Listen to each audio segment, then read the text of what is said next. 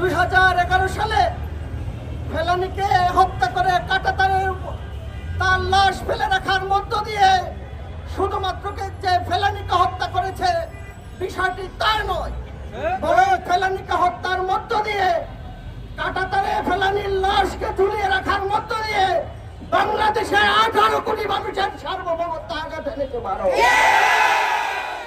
আমরা স্পষ্ট করে বলে দিতে চাই, ভারতের সাথে আমাদের বন্ধুত্ব থাকবে পারস্পরিক মর্যাদার ভিত্তিতে।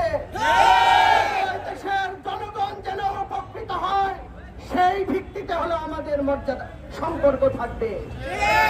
এই সম্পর্ক কোনোভাবে একতরফা ভাবে ভারত কিংবা বাংলাদেশকে উপকৃত করো বাংলাদেশের জনগণ সেটি চায় না।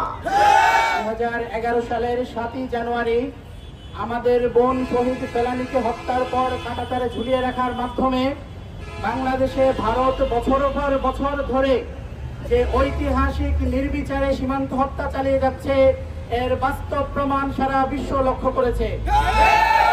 আমরা দেখতে পাচ্ছি 2011 সালের পর আজ অব্দি 14 বছর পার হয়ে গেছে, আজ পর্যন্ত আমরা আমাদের বোন ফেলানীর হত্যার বিচার পাইনি।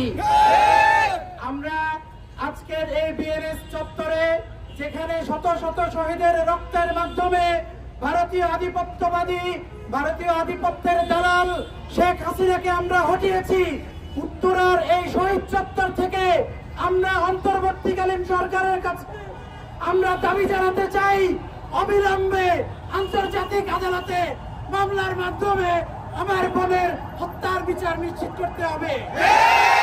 আমরা দেখতে পাচ্ছি মাত্র 5 মাস পার হয়েছে, এখনই একটা গোষ্ঠী এদেশে ভারতীয় দালালদেরকে পুনর্বাসনের সুযোগ দিতে চায়।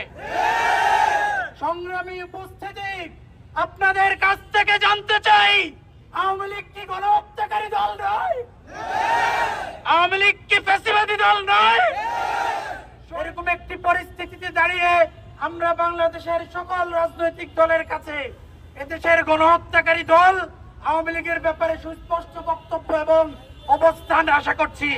শহীদ ফেলানীকে ঝুলিয়ে রাখার মধ্য দিয়ে বাংলাদেশের মানচিত্রকে ঝুলিয়ে রাখা হয়েছিল।